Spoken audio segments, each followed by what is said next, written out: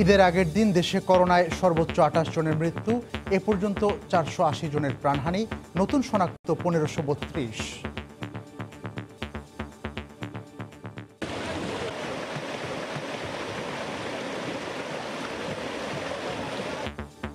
Corona ছাপিয়ে আমপানে ক্ষতিগ্রস্তদের বড় দুশ্চিন্তা, পানির তোড় থেকে বাঁচা, নেই ঈদের আমেজ।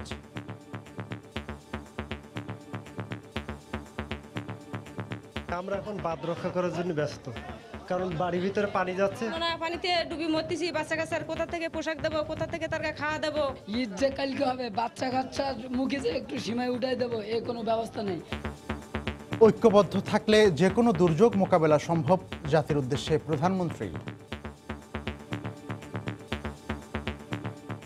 ঝড়ঝঞ্ঝা মহামারী আসবে, যে কোনো দুর্যোগ মোকাবেলায় প্রয়োজন জনগণের সম্মিলিত প্রচেষ্টা। দেখছিলেন প্রধান শিরোনাম, রাতের সময়ের সঙ্গে আছি আমি মিজানুর রহমান কবির। এবার অন্যান্য শীর্ষ সংবাদ। দুঃসময়ের ঈদযাত্রায় ঘরমুখ মানুষের মিছিল, ভাড়া গাড়িতে গাদাগাদি, সৌদির সঙ্গে মিল রেখে বিভিন্ন স্থানে ঈদের নামাজে স্বাস্থ্যবিধি মানার বালাই নেই। করোনাকালের ঈদে রাজধানীর বিনোদন কেন্দ্রগুলোতে থাকবে না উচ্ছ্বাস, ঘরেই শিশুদের বাড়তি আনন্দের দিকে নজর দেওয়ার পরামর্শ।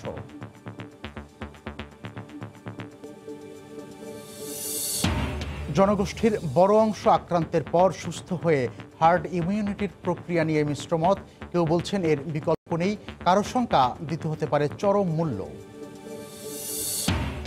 নাগালে নেই বুথ, গেলেও সংক্রমণের ঝুঁকি, কোভিড পরীক্ষা নিয়ে বিপাকে বয়স্ক প্রসূতিরা, জনবল না থাকায় বাড়ি থেকে বেশি নমুনা সংগ্রহে অপারগ স্বাস্থ্য অধিদপ্তর।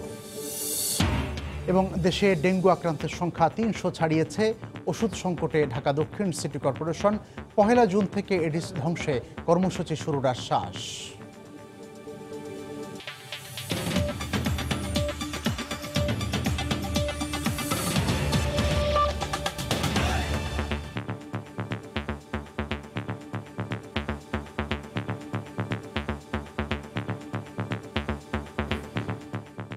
দেশে করোনায় একদিনে সর্বোচ্চ ২৮ জন মারা গেছেন, এ নিয়ে মৃতের সংখ্যা দাঁড়ালো ৪৮০ জনে। এদিন ৮,৯০৮ জনের নমুনা পরীক্ষায় ১৫৩২ জনের দেহে করোনা শনাক্ত হয়েছে। দুপুরে নিয়মিত অনলাইন বুলেটিনে স্বাস্থ্য অধিদপ্তর জানায়, নতুন করে সুস্থ হয়েছেন ৪১৫ জন। ঈদে কঠোরভাবে স্বাস্থ্যবিধি মেনে চলারও পরামর্শ দেওয়া হয় এ সময়। এবারের ঈদটা পুরোপুরি অন্যরকম। করোনা দুর্যোগের মধ্যে শঙ্কার এই ঈদের আগের দিনের সংবাদ সম্মেলনে কোভিড-১৯ নিয়ে স্বাস্থ্য অধিদপ্তরের নিয়মিত বুলেটিনে তাই শুরুতেই উঠে এলো বাড়তি সতর্কবার্তা। ঘরে থাকার নির্দেশনা উপেক্ষা করে যারা ছুটেছেন বাড়ির পানে, তাদের প্রতি পরামর্শ অন্তত এই কটা দিন স্বাস্থ্যবিধি মেনে চলতে। বয়স্ক, শিশু কিংবা যাদের স্বাস্থ্য ঝুঁকি আছে তাদের খাবারের তালিকার দিকেও লক্ষ্য রাখার পরামর্শ দেওয়া হয় বুলেটিনে। সকল মুসলিম ভাইদের প্রতি অনুরোধ, ঈদের কোলাকুলি থেকে বিরত থাকবেন, শিশুদের প্রতি বিশেষ খেয়াল রাখবেন। ঈদের আনন্দ উচ্ছলতার কারণে তারা যেন ঝুঁকির সম্মুখীন না হন। পুষ্টিকর খাবার গ্রহণ করবেন, তরল খাবার বেশি করে খাবেন, ভিটামিন সি সমৃদ্ধ খাবার যেমন লেবু, কমলা, মাল্টা, পেয়ারা এবং অন্যান্য টাটকা শাকসবজি খাবেন। জিঙ্ক সমৃদ্ধ খাবার খান। ৭৮তম দিনে এসে ২৪ ঘন্টায় মৃতের সংখ্যা সর্বোচ্চ ২৮ জন। দেশের ৪৭টি ল্যাবে পরীক্ষা শেষে নতুন শনাক্ত ১৫৩২। ২৪ ঘন্টায় মৃত্যুবরণ করেছেন ২৮ জন এবং এ পর্যন্ত ৪৮০ জন। ২৪ ঘন্টায় সুস্থ হয়েছেন ৪১৫ জন এবং এ পর্যন্ত ৬,৯০১ জন। স্বাস্থ্য অধিদপ্তরের দেয়া তথ্য মতে শনাক্ত বিবেচনায় দেশে সুস্থতার হার ২০.৫৩% আর মৃতের হার ১.৪৩%। সুস্থতার হার ২০.৫। রাশেদ লিমন, সময় সংবাদ, ঢাকা। করোনার সবশেষ পরিস্থিতি নিয়ে স্বাস্থ্য অধিদপ্তরের বুলেটিন বিশ্লেষণ করেছেন রিপোর্টার ফারুক ভূঁইয়া রবিন। কোভিড-১৯ সংক্রমণ শনাক্তের ৭৮তম দিনে বাংলাদেশ। সংক্রমণের ১২তম সপ্তাহের প্রথম দিনে একদিনে যেমন রেকর্ড মৃত্যুর সংখ্যা ঘটেছে, ঠিক অন্যদিকে বৈশ্বিক প্রেক্ষাপটে বাংলাদেশের অবস্থান এক ধাপ এগিয়েছে। বর্তমানে করোনা সংক্রমণের বৈশ্বিক অবস্থানে বাংলাদেশের স্থান এখন ২৪ নম্বরে। শুরুতে আমরা বাংলাদেশের সার্বিক পরিস্থিতি সেটি এক নজর দেখে নেওয়ার চেষ্টা করব। গত ২৪ ঘন্টায় বাংলাদেশে মোট নমুনা পরীক্ষা করা হয়েছে ৮,৯০৮ জনের, যেটি আগের দিনের তুলনায় প্রায় ২,০০০ অর্থাৎ ১,৯২৬ জনের নমুনা পরীক্ষা কম হয়েছে। যেহেতু আগের দিনের তুলনায় নমুনা পরীক্ষা কিছুটা কম হয়েছে, সেহেতু আক্রান্ত আগের দিনের তুলনায় কিছুটা কমেছে। গতদিন যেখানে আক্রান্ত হয়েছিল 1873 জনে, সেখানে গত 24 ঘন্টায় 8908 জনের নমুনা পরীক্ষা করে করোনা ভাইরাসে শনাক্ত হয়েছেন 1532 জন, এবং গত 24 ঘন্টায় বাংলাদেশে রেকর্ড 28 জনের মৃত্যু হয়েছে। এ নিয়ে বাংলাদেশে মোট মৃতের সংখ্যা দাঁড়ালো 480 জনে। গত 8 মার্চ বাংলাদেশে প্রথমবারের মতো নোভেল করোনা ভাইরাস শনাক্ত হওয়ার পর প্রথম এক মাস কিন্তু মোটামুটি স্থিতিশীল ছিল, কিন্তু পুরো এপ্রিল মাস জুড়ে আমরা দেখছি যে লাফিয়ে লাফিয়ে বাড়ছে। মে মাসেও একই ধারা অব্যাহত। মোট আক্রান্তের 1/3 কিন্তু একাদশ সপ্তাহে শনাক্ত হয়েছে। 12তম সপ্তাহের প্রথম দিনে এসে মোট আক্রান্ত দাঁড়িয়েছে 33,610 জনে। গত 7 দিন কিন্তু আমরা যেটি দেখছি যে প্রায় প্রতিদিনই 1000-এর বেশি শনাক্ত হয়েছে। এই প্রথমবারই আমরা এরকম একটি চিত্র দেখলাম যে 7 দিনের মধ্যে 6 দিনই 1500-এর বেশি শনাক্ত করা হয়েছে। দক্ষিণ এশিয়ার যে সংক্রমণের চিত্র এক নজরে দেখে নেওয়ার চেষ্টা করব। সবচেয়ে বেশি আক্রান্ত হয়েছে ভারতে, এরপরের অবস্থানে রয়েছে পাকিস্তান, এবং দক্ষিণ এশিয়ার প্রেক্ষাপটে বাংলাদেশের অবস্থান তৃতীয়। স্বাস্থ্য অধিদপ্তরের তরফ থেকে বরাবরের মতো আজকেই কিন্তু স্বাস্থ্যবিধি মেনে চলার পরামর্শ দেওয়া হয়েছে, এবং ঈদের নামাজের ক্ষেত্রে সবাইকে সতর্ক থেকে এবং শারীরিক দূরত্ব বজায় রাখার জন্য কিন্তু জোর দেওয়া হয়েছে। তো এই ছিল আসলে আমার কাছে বাংলাদেশের নোভেল করোনা ভাইরাস কোভিড-19 সংক্রমণের সবশেষ খবরাখবর। করোনার চেয়েও আমপানে ক্ষতিগ্রস্তদের এখন বড় দুশ্চিন্তা পানির তোড় থেকে বাঁচা। বেড়িবাঁধ ভেঙে পানি ঢুকে ভেসে গেছে গ্রামের পর গ্রাম। তাই দোরগোড়ায় ঈদ এলেও সব কিছু ছাপিয়ে পানিবন্দী মানুষের এবারের লড়াইটা বহুমুখী। পানির হাত থেকে নিজেদের শেষ সম্বলটুকু বাঁচাতে প্রাণপণ চেষ্টা এই জনপদের বাসিন্দাদের। রিপোর্ট তরিকুল ইসলামের, আর ক্যামেরা ছিলেন নিয়ামুল হোসেন কোচি। জনপদকে রক্ষা করতে এক অন্যরকম সংগ্রাম। কাঁধে কাঁধ মিলিয়ে চলছে ভাঙা বেড়িবাঁধ মেরামতের চেষ্টা। আর এ কাজে সামিল হলেন সাতক্ষীরার শ্যামনগরের খোলপেটুয়া নদী তীরবর্তী বাসিন্দারা। ঘূর্ণিঝড় আমপান কেড়ে নিয়েছে এ জনপদের মানুষের মুখের হাসি, হারিয়ে গেছে ঈদ আনন্দ। করোনার ভয়কে তুচ্ছ করেই চলছে বেঁচে থাকার লড়াই। করোনা পরিস্থিতিতে দীর্ঘদিন কর্মহীন অনেক মানুষ, আয় রোজগার কমে যাওয়ায় তাদের দিন কাটছিল অনেকটা কষ্টে। কিন্তু আমপান তাদের দুর্ভোগের মাত্রা বাড়িয়েছে বহুগুণ। তাই তো সামাজিক দূরত্ব কিংবা স্বাস্থ্য ঝুঁকি উপেক্ষায় থাকছে পানিবন্দী মানুষের। জীবন ও জীবিকার সংগ্রামে করোনাকে তুচ্ছ মানছেন উপকূলের বাসিন্দারা। দুদিনে রান্না বাড়া করে খাওয়াতেন না ছেলেগুলো। ঈদ যে কালকে হবে, বাচ্চা কাচ্চার মুখে যে একটু সীমায় উঠাই দেবো, এ কোনো ব্যবস্থা নেই। আমাদের এখন ঈদ নেই, করোনার ভয় নেই। এখন আমাদের শুধুমাত্র যে সকালে পানি আসে, দুপুরে পানি আসে, এই পানিটা আমরা যেভাবে আটকাতে পারি। আমরা এখন বাঁধ রক্ষা করার জন্য ব্যস্ত। এদিকে ভুক্তভোগীদের অভিযোগ, বাঁধ মেরামতের সব কাজ করার কথা পানি উন্নয়ন বোর্ডের, কিন্তু আমপানের পর তাদের কর্মতৎপরতা নেই বললেই চলে। 21 তারিখ থেকে আমরা আসলে পানি উন্নয়ন বোর্ড বলেন বা সেই ধরনের কোনো সহযোগিতা করার লোক আমরা এখানে পাইনি। তাদের কোনো ভূমিকা না, তারা তো সেই ননির পুতুল হিসেবে আছে, কোনো বিমুখী কোনো কিছুই করছে না। এই অবস্থায় ভবিষ্যৎ দুর্যোগের হাত থেকে বাঁচতে একদিকে যেমন টেকসই বেড়িবাঁধ নির্মাণের দাবি, তেমনি চলমান সংস্কার কাজেও সবার সহযোগিতা চাইলেন স্থানীয় সচেতন মহল। প্রশাসনকে আগিয়ে আসতে হবে, বিডিআরকে আগিয়ে আসতে হবে, সবাইকে আগিয়ে আসতে হবে। যদি এই এলাকা যদি ভেঙে যায়, এখান থেকে বহু বিস্তীর্ণ অঞ্চল, চিংড়ির খামার, নীলডুমুর বিডিআর কাম, এইসব কাঁকড়ার খামার বিলীন হয়ে যাবে। প্রধানমন্ত্রীর কাছে আমাদের আবেদন অচিরেই আমাদের রাস্তাটি যাতে পুনর্নির্মাণ করা যেতে পারে। ঘূর্ণিঝড় আমপানে সাতক্ষীরা জেলার 350 কিলোমিটার বাঁধের মধ্যে ভেঙে গেছে প্রায় 50 কিলোমিটার। এতে ক্ষতিগ্রস্ত হয়েছেন 4.5 লাখ মানুষ। জোয়ার এলেই ক্ষতিগ্রস্ত বাঁধ দিয়ে পানি ঢুকে প্লাবিত হচ্ছে নতুন নতুন এলাকা। ঘূর্ণিঝড় আইলার পর দেশের দক্ষিণ পশ্চিম অঞ্চলের উপকূলবাসী দাবি তুলেছিল, ভাত চাই না বাঁধ চাই। ঘূর্ণিঝড় আমপানের পর সে দাবি আরও জোরালো হচ্ছে। বিশেষজ্ঞরা মনে করেন, দীর্ঘমেয়াদী পরিকল্পনা এবং সমন্বিত উদ্যোগই পারে এ জনপদকে রক্ষা করতে। তরিকুল ইসলাম, সময় সংবাদ, শ্যামনগর, সাতক্ষীরা। প্রধানমন্ত্রী শেখ হাসিনা বলেছেন, ঝড় ঝঞ্ঝা মহামারী আসবে, সেগুলো মোকাবেলা করেই এগিয়ে যেতে হবে। দেশের মানুষের সহযোগিতা আর সমর্থনে বাংলাদেশ সফলভাবে করোনা পরিস্থিতি সামাল দিচ্ছে জানিয়ে তিনি বলেন, সংকট যত গভীরই হোক, জনগণ ঐক্যবদ্ধভাবে থাকলে উতরে যাওয়া কঠিন নয়। সংকট দূর না হওয়া পর্যন্ত পাশে থাকার প্রতিশ্রুতি দিয়ে সরকার প্রধান বলেন, বাংলাদেশের মতো উন্নয়নশীল দেশে দীর্ঘদিন সবকিছু বন্ধ করে রাখা সম্ভব হবে না।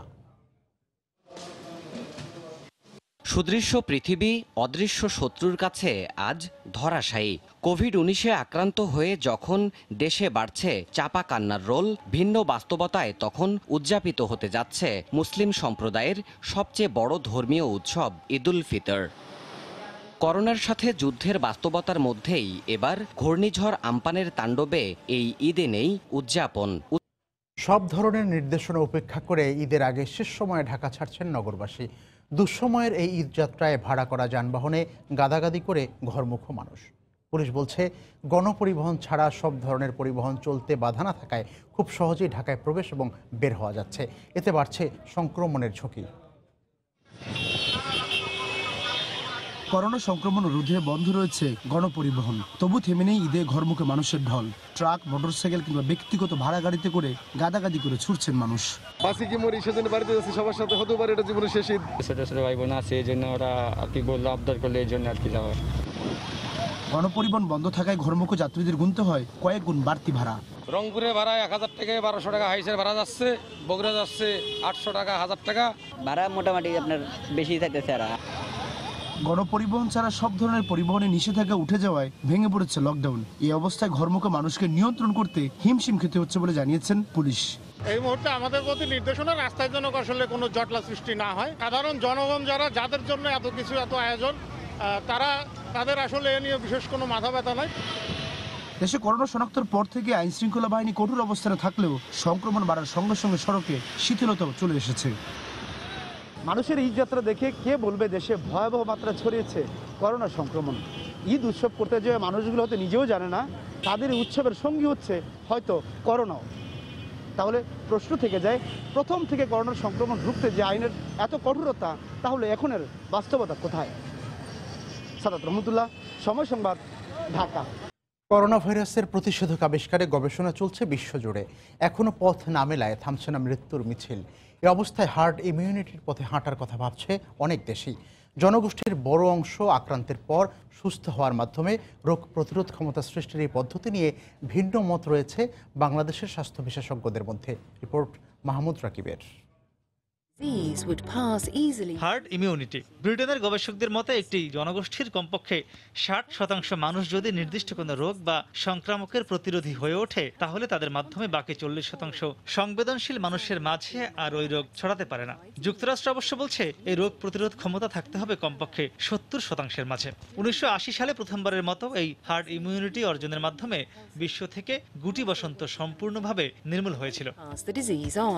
বিশেষজ্ঞ চিকিৎসকরা বলছেন, দুটি পদ্ধতিতে হার্ড ইমিউনিটি অর্জন করতে হয়। একটি টিকা বা ভ্যাকসিনের আওতায় এনে, আর অন্যটি হলো অধিকাংশ মানুষ ওই রোগে আক্রান্তের পর সুস্থ হয়ে।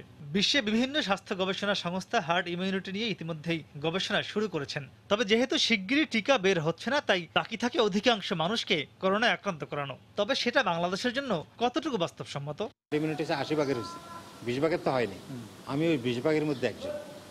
তাহলে আমার থেকে যখন আপনার কাছে গেল, ওখানে সে টিকতে পারলো না, কারণ আপনি ইমিউন হয়ে গেছে। ওর কাছে গেলে ও টিকতে পারলো না, ওর কাছে গেলে ও টিকতে পারলো না। তাহলে এটা ডাই ডাউন হয়ে যাবে, তখন ট্রান্সমিশন ছড়ানোটা বন্ধ হয়ে যাবে। এটাই হচ্ছে হার্ড ইমিউনিটি। 70 বা 80 ভাগ লোকের সংক্রমণ হতে হলে বর্তমানে আমাদের যেটা 20,000 সংক্রমণ আছে, সেটা 15 কোটিতে উঠতে হবে। তার যে প্রভাবটা পড়বে সেটা হলো মারাত্মক। তারা বলছেন, দেশে এটি করতে গেলে প্রায় 15 থেকে 20 লাখ মানুষের প্রাণহানি হতে পারে। তো বাংলাদেশ যদি এই পথে হাঁটতে চায়, তাহলে আসলে একটা বেশ বড় মূল্য দিতে হবে। একটা হলো সময়ের, এটা 2 বছর লাগতে পারে, 3 বছর লাগতে পারে, 4 বছর লাগতে পারে। দ্বিতীয়ত হলো যে অনেক লোক আক্রান্ত হবে। 10 থেকে 12 কোটি যদি এফেক্টেড হয়, ওর 1% মারা যাবে কমপক্ষে। আমাদের দেশের জন্য এটা আরো বেশি, কারণ আমার তো চিকিৎসা ব্যবস্থা নেই। আর যদি মেনে না নিই, you go for a strict lockdown, you go for a strict isolation and quarantine. আপাতত বিষয়টি নিয়ে ভাবছে না বলে জানিয়েছে স্বাস্থ্য অধিদপ্তর। হতে পারে যে মানুষ ইনফেক্টেড হয়ে তার অ্যান্টিবডি তৈরি করা। এখন এটা কি আমরা পরিকল্পনা, মানে কি আমরা নিজে থেকে মানুষকে ইনফেক্টেড করতে চাইবো? বাই চান্স যারা ইনফেক্টেড হয়ে যাবে, একটা যদি হয়, এটার কোনো পরিকল্পনা আমাদের নেই। এছাড়া হার্ড ইমিউনিটির পথে হাঁটলে যে পরিমাণ হাসপাতাল সুবিধা প্রয়োজন, তা বিশ্বের বিভিন্ন দেশের মতো বাংলাদেশেও নেই বলে মনে করেন বিশেষজ্ঞরা। মাহমুদ রাকিব, সময় সংবাদ, ঢাকা। বাসা থেকে নমুনা সংগ্রহের ব্যবস্থা না থাকায় চরম বিপাকে পড়েছেন বয়স্করা। নাগালের মধ্যে বুথ না থাকায় উপসর্গ থাকা সত্ত্বেও পরীক্ষা করাতে পারছেন না প্রসূতি, প্রতিবন্ধী ও নানান রোগে আক্রান্তরা। এছাড়াও পরীক্ষা কেন্দ্রগুলোকে সংক্রমণের ঝুঁকিমুক্ত না করাতে পারায় পরীক্ষা করতে গিয়ে ঝুঁকি বাড়ছে বলে আশঙ্কা বিশেষজ্ঞদের। এদিকে জনবল সংকটে বাড়ি বাড়ি গিয়ে বেশি নমুনা সংগ্রহ সম্ভব নয় বলে জানিয়েছে স্বাস্থ্য অধিদপ্তর। রিপোর্ট মুজাহিদ শুভর। করোনা ভাইরাস সংক্রমণের সর্বোচ্চ ধাপে শুধু চট্টগ্রামেই আক্রান্ত শতকরা 29.7%, আর রাজধানীতে ঘরে ঘরে দেখা দিতে শুরু করেছেন কোভিড রোগী। এই বাস্তবতায় সবচেয়ে বিপাকে ষাটোর্ধ্ব ও অন্য রোগে আক্রান্তরা। নাগালের মধ্যে বুথ না থাকায় অনেকেই পরীক্ষা করাতে পারছেন না, আর পরীক্ষা কেন্দ্র সংক্রমণের ঝুঁকিমুক্ত না হওয়ায় রয়েছে আতঙ্ক। বৃদ্ধা আছেন, আমরা তাদেরকে সিঁড়িতে নামাইতে পারছি না, এখানে নিয়ে আসতে পারছি না, লাইনে দাঁড়াইতে পারছি না। মহল্লায় মহল্লায় যদি বুথ করা হয়, বুথ করে ওখান থেকে যদি কালেকশন করে তাহলে ভালো হয়। এখানে আসে যদি আরো বেশি বিড়ম্বনার মাঝখানে এবং গ্যাঞ্জামের মাঝখানে পড়ে, সে আর আক্রান্ত বেশি হবে। আর ওই পপুলেশনটাকে আপনি যে আবার নিয়ে আসবেন স্যাম্পলিং করার জন্য, এই যে সেন্টারগুলোতে যে দীর্ঘ সারি দেখতেছেন, এটা একটা ওই লোকের রিস্ক বাড়ায় দিবে হওয়ার। স্বাস্থ্য অধিদপ্তরের ৮-৯টি দল বাসা থেকে একদিনে সর্বোচ্চ ২৫০ নমুনা সংগ্রহ করতে পারছেন। বর্তমানে বিদ্যমান কয়েকটি হটলাইনের মাধ্যমে আসা কল যাচাই বাছাই করে বাসা থেকে নমুনা সংগ্রহ করা হচ্ছে, যা প্রয়োজনের তুলনায় একেবারেই কম। তারা ওখানে স্ক্রুটিনিং করে যে কাদেরকে আসলে স্যাম্পল কালেকশন বাসায় গিয়ে করা দরকার এবং কারা বুথে গিয়ে দিতে পারলে। এ অবস্থায় নানা সীমাবদ্ধতার কথা বলছে স্বাস্থ্য অধিদপ্তর। যারা একেবারে খুবই অসুস্থ, আসতে পারেন না, তাদের ক্ষেত্রে আমরা প্রায়োরিটি দিই। জনবলের একটা বিষয় আছে, প্রত্যেকের ক্ষেত্রে বাসায় বাসায় গিয়ে তো প্রায়োরিটি দেওয়ার এত সক্ষমতা তো নাই। বেসরকারি হাসপাতালকে কাজে লাগানোর পরামর্শ বিশেষজ্ঞদের। যারা বয়োবৃদ্ধ যে কোনো সেন্টারই সে যাক না কেন, তাকে অগ্রাধিকার ভিত্তিতে চিকিৎসকের সাথে পরামর্শ করার সুযোগ দিতে হবে। আরেকটা হতে পারে কিছু লোককে বাড়ি বাড়ি গিয়ে কালেকশনে প্রাইভেটলি সেটা অথরাইজেশন দিয়ে দিলে মনে হয় যে এই সমস্যাটা তার সমাধান হবে। আক্রান্ত হওয়া প্রত্যেকের পরিবারে অসুস্থ প্রসূতি বা বয়স্ক নারী পুরুষ রয়েছেন, যাদের দ্রুততম সময়ে পরীক্ষা করে চিকিৎসার আওতায় আনা না গেলে মৃত্যু ঝুঁকি আরও বাড়ার আশঙ্কা করছেন বিশেষজ্ঞরা। মুজাহিদ শুভ, সময় সংবাদ, ঢাকা। করোনা মহামারীর মধ্যে দেশে ডেঙ্গু আক্রান্তের সংখ্যা ৩০০ ছাড়িয়েছে। এমন পরিস্থিতিতে ওষুধ সংকটে ঢাকা দক্ষিণ সিটি কর্পোরেশন ফর্মুলেশন প্রক্রিয়া সম্পূর্ণ করতে না পারায় ভারত থেকে আমদানি করা ওষুধ ব্যবহার করতে পারছে না ডিএসসিসি কর্তৃপক্ষ। যদিও মেয়র বলছেন ১ জুন থেকে এডিস ধ্বংসে কর্মসূচি শুরু হবে পুরোদমে। রিপোর্ট মার্জিয়া মোমর। করোনার আতঙ্কে বাড়তি উদ্বেগ ডেঙ্গু। স্বাস্থ্য অধিদপ্তরের দেয়া তথ্য অনুযায়ী গেল 5.5 মাসে ডেঙ্গু রোগীর সংখ্যা ৩ শতাধিক।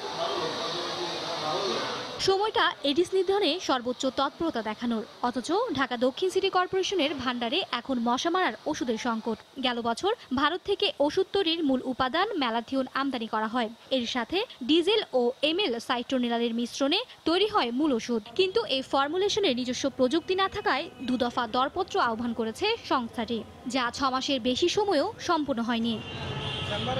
গত বছরও উত্তর সিটি কর্পোরেশনের কাছ থেকে 20,000 লিটার ওষুধ নেয় দক্ষিণ সিটি, যদিও নবনির্বাচিত মেয়র শোনালেন আশার কথা। সংক্ষেপে এটুকু বলতে পারি যে খুবই হতাশাব্যঞ্জক অবস্থা আমাদের এখন রয়েছে। এর থেকে আমাদের উত্তরণ করতে হবে। 1 জুন থেকে যেন আমরা ব্যাপকভাবে কর্মযজ্ঞে নামতে পারি, সেই প্রস্তুতি আমরা গ্রহণ করব। এদিকে ডেঙ্গু শনাক্তে নগরীর মাতৃসদন সহ 21টি স্বাস্থ্য কেন্দ্রে কিট সরবরাহ করার কথা জানালেন উত্তরের মেয়র। যেভাবে আমরা কোভিড-19 এর সচেতনতা মেনটেন করছি, ঠিক সেইভাবে যদি ডেঙ্গুর জন্য আমরা সচেতনতা মেনটেন করতে পারি, তাহলে অবশ্যই এই মরার উপর খাড়ার ঘা যে ডেঙ্গু যেটা হতে যাচ্ছে, এর থেকে আমরা রেহাই পাবো। পাশাপাশি ডেঙ্গু প্রতিরোধে পরিচ্ছন্নতার বিষয়ে নগরবাসীকে সচেতন হওয়ার আহ্বান জানানো হয়। মার্জিয়া মোমো, সময় সংবাদ, ঢাকা। সৌদি আরবের সঙ্গে মিল রেখে দেশের বিভিন্ন স্থানে উদযাপন করা হলো পবিত্র ঈদ উল ফিতর, কিন্তু বেশিরভাগ এলাকাতেই মানা হয়নি সামাজিক দূরত্ব কিংবা স্বাস্থ্যবিধি। নামাজ শেষে স্বাস্থ্যবিধির তোয়াক্কা না করে একে অপরের সঙ্গে কোলাকুলি করেন অনেকে।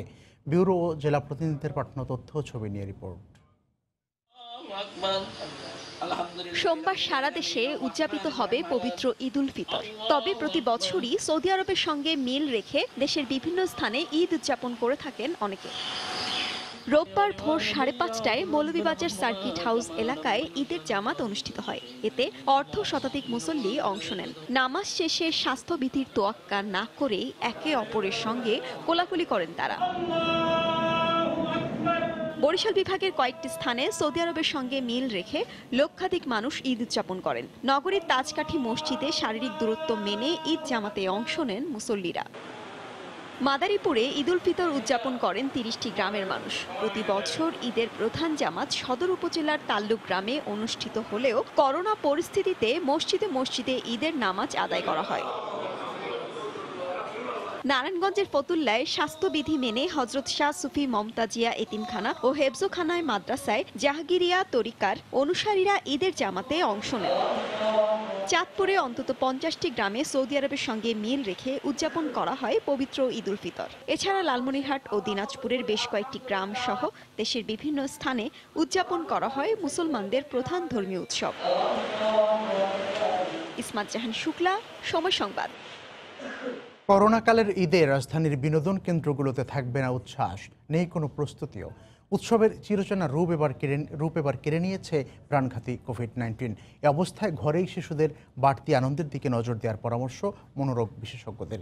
নুরুল ইসলামের ক্যামেরায় বিস্তারিত জানাচ্ছেন সাদিয়া আফরিন। মরিচা আর ধুলোমাখা ঘোড়াগুলোতে নেই লালপরি, নীলপরি আর স্বপ্নপুরীর সেই আহ্বান। নাগরদোলা কিংবা ঝিকঝিক ট্রেন, কোথাও লাগেনি ঈদ উৎসবের কোনো রং। প্রতি বছর শিশুদের কোলাহলে মুখর চিড়িয়াখানাতেও নেই এবার কোনো প্রস্তুতি। আর তাই যেন বানর, বাঘ আর সিংহ মামাদেরও মন খারাপ। অস্থির এই পায়তারায় বোবা মনগুলোও যেন খুঁজবে আগন্তুকদের সেই উৎসুক মুখ। ঈদের সময় রং করতাম, সব চকচক করত, কিন্তু এবার করোনার কারণে কিছুই হয় নাই। এখানে শিশুর ছেলে মেয়েরা আসতো, দৌড়দৌড়ি করতো, হইহুল্লাহ করতো। এরমের ঈদ আর কখনো কোথাও কোনোদিন আমি দেখি নাই। 14 বছরের ভিতরে এই ফার্স্ট আমার জীবনে দেখলাম। এই অবস্থায় কোমলমতিদের বাসায় থাকতে আগ্রহী করে তুলতে আর মানসিক শক্তি বাড়াতে নানা কৌশল অভিভাবকদের। আমি আমার স্টোরি বুকটা কিনে দিয়েছে বাবা, ওইটা দিয়ে আমি বাবার সাথে পড়বো, তারপর দাদার সাথে খেলা করবো। আমার মেয়ের পছন্দের খাবারগুলো ওকে সাথে নিয়ে রান্না করব, আর ওর সোশ্যাল মিডিয়াতে বন্ধু বান্ধব আর আত্মীয় স্বজনদের সাথে কথা বলবো। বাসায় কাজে আম্মুকে সাহায্য করবো আর টিভি দেখবো। এই সময় শিশুদের বাড়তি আনন্দের দিকে নজর দেওয়ার পরামর্শ বিশেষজ্ঞদের। শিশুরা নানা রকমের পারফর্ম করলো, গান গাইলো, নাচলো, বা কেউ কবিতা আবৃত্তি করলো, বা বড়রাও এটাতে অংশগ্রহণ করলো, সেটা কিন্তু হলো বড়দের সাথে অন্যান্যদের সম্পর্কই শুধুমাত্র মানে সুদৃঢ় হবে না, এই সম্পর্কটা কিন্তু আরো মানে সময়টাও কিন্তু অনেক এনজয়েবল করতে আমাদের সহায়তা করবে। খুব শিগগিরই প্রাণঘাতী করোনা পরাজিত হবেই। তখন যারা বেঁচে থাকবেন তাদের মুক্তির প্রতিটি দিন হয়ে উঠবে ঈদ আনন্দের মতো। তখন স্বজন বান্ধব মিলে আবারও সবাই যোগ দেবে উৎসবের মিলন মেলায়। শিশুদের চোখে উৎসব মানেই রঙিন, কিন্তু করোনা আর সবার মতোই শিশুদের সোনালী দিনগুলোকেও করেছে ঘরবন্দি। বিশেষজ্ঞদের মতে দুর্যোগকালীন এ সময়ে পরিবার যদি শিশুদের প্রতি আরেকটু বেশি দায়িত্বশীল হয়, তবে করোনা মুক্তির শেষে তাদের প্রতিটি দিনই হবে ঈদ আর উৎসবের। তবে সেই সময় পর্যন্ত সবাইকে মানতে হবে করোনা স্বাস্থ্যবিধি। সাদিয়া আফরিন, সময় সংবাদ, ঢাকা। করোনা পরিস্থিতিতে মধ্যপ্রাচ্যের বিভিন্ন দেশে ভিন্ন প্রেক্ষাপটে উদযাপন করা হচ্ছে পবিত্র ঈদ উল ফিতর।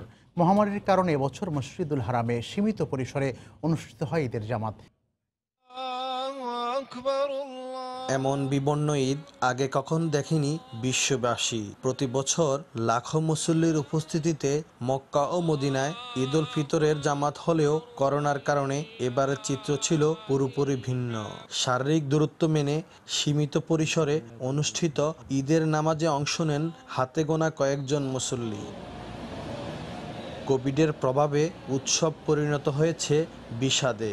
দেশে আসতে না পারা ও স্বজনদের সঙ্গে দেখা সাক্ষাৎ না হওয়ার আক্ষেপ সৌদি প্রবাসী বাংলাদেশিদের। 28 বছরের ভিতরে এই বছরই একটু ব্যতিক্রম ধরনের ঈদ উদযাপন পালন করলাম। ফ্যামিলি ছাড়া, আত্মীয় স্বজন ছাড়া এই মহামারী করোনার কারণে। বিগত দিনের ঈদগুলোতে যেরকম আমরা ঈদের নামাজ ঈদগাহে গিয়ে আদায় করতে পেরেছি, কিন্তু এই বছর করোনার মহামারীর কারণে সেই সুযোগটি আর নেই, যার ফলে আমরা একে অপরের সাথে ঈদ কৌশল বিনিময় করতে পারিনি। আমরা কোথাও যেতে পারছি না, তার মধ্যে থেকে করোনার কারণে আমাদের কাজকর্ম নেই, না পারছি দেশে যেতে, না পারছি কারোর সাথে ভালো মতো কথা বলতে। করোনা সতর্কতার কারণে এবার সাদামাটা ঈদ উদযাপন হলেও কোভিড জয়ের মধ্য দিয়ে আগামী বছর আবারও উৎসবের আমেজ নিয়ে ফিরবে ঈদ উল ফিতর, এমনটা আশা সবার। আল মামুন শিপন, সময় সংবাদ, জেদ্দা, সৌদি আরব। পর্তুগাল ও স্পেনে সাদামাটাভাবে ঈদ উদযাপন করছেন প্রবাসী বাংলাদেশিরা। কিছু স্থানে নানা সতর্কতায় ঈদ জামাতে অংশ নেন মুসল্লিরা। সেই খবর জানাতে সরাসরি যোগ দিচ্ছেন রিপোর্টার তারিকুল হাসান আশিক। সরাসরি চলে যাচ্ছে তার কাছে। আশিক। কবির, পর্তুগাল, স্পেন সহ গোটা ইউরোপেই ঈদ উল ফিতর উদযাপিত হচ্ছে, কিন্তু এবারের ঈদটা কিন্তু আমরা জানি যে ৮-১০টা ঈদের মতো নয়, একটা বিষণ্ণতার ঈদ উদযাপন করছে গোটা ইউরোপে থাকা মুসল্লিরা। জানেন যে পর্তুগাল, স্পেন সহ বিভিন্ন জায়গায় যেসব জায়গায় প্রবাসী বাংলাদেশিরা রয়েছেন অথবা যেখানে মুসলমানদের বসবাস রয়েছে সেখানে কিন্তু বেশ বড় করে ঈদের জামাত অনুষ্ঠিত হয়ে থাকে এবং নানা আনুষ্ঠানিকতা থাকে, কিন্তু এবছর অধিকাংশ জায়গায় কিন্তু অনুমতি মেলেনি। যেসব জায়গায় অনুমতি মিলেছে সেখানেও কিন্তু বেশ নিয়মকানুনের মধ্য দিয়েই মুসল্লিদেরকে ঈদ উদযাপন করতে হয়েছে। এর পাশাপাশি আমরা যদি করোনা ভাইরাস পরিস্থিতির কথা জানাই, ইউরোপের প্রত্যেকটি দেশেই কিন্তু এখনও প্রতিদিন নতুন আক্রান্তের সংখ্যার যে বিষয় সেটি লক্ষ্য করা যাচ্ছে, মৃত্যুর বিষয়টি রয়েছে। আমরা পর্তুগালে দেখেছি গত ২৪ ঘন্টায় ১৫০ শতাধিক মানুষ নতুন করে আক্রান্ত হয়েছেন, এর পাশাপাশি ১৪ জন মানুষ মারা গেছেন।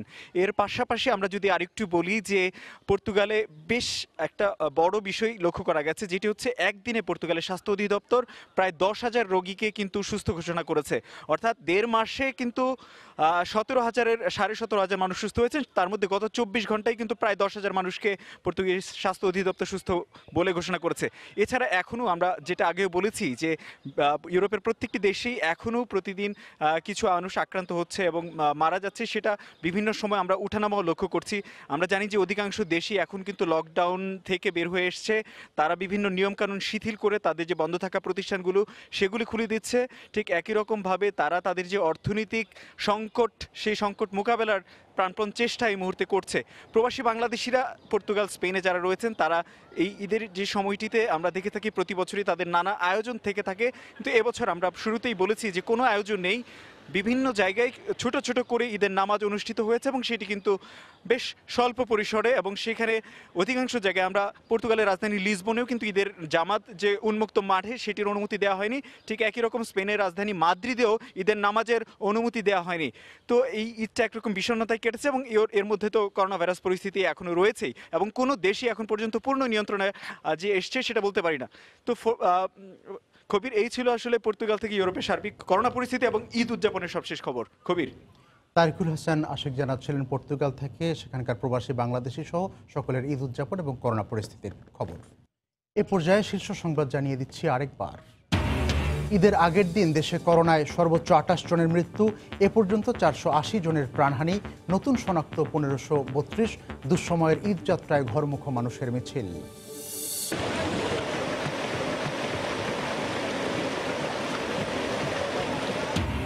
করোনা ছাপিয়ে আমপানে ক্ষতিগ্রস্তদের এখন বড় দুশ্চিন্তা, পানির তোড় থেকে বাঁচা, বাঁধ রক্ষার প্রাণপণ লড়াই, নেই ঈদের আমেজ। ঐক্যবদ্ধভাবে থাকলে যে কোনো দুর্যোগ মোকাবেলা সম্ভব, জাতির উদ্দেশ্যে প্রধানমন্ত্রী। মহামারী শেষ না হওয়া পর্যন্ত পাশে থাকার অঙ্গীকার। করোনাকালের ঈদে রাজধানীর বিনোদন কেন্দ্রগুলোতে থাকবে না উচ্ছ্বাস, ঘরেই শিশুদের বাড়তি আনন্দের দিকে নজর দেওয়ার পরামর্শ।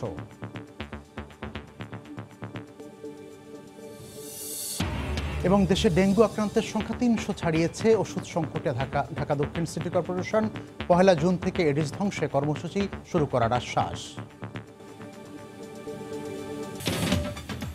এই ছিল রাতের সময়। আপনার মোবাইলে সময় সংবাদ দেখতে সকল খবর পেতে ডাউনলোড করুন সময় অ্যাপ আর সঙ্গে থাকুন সময়।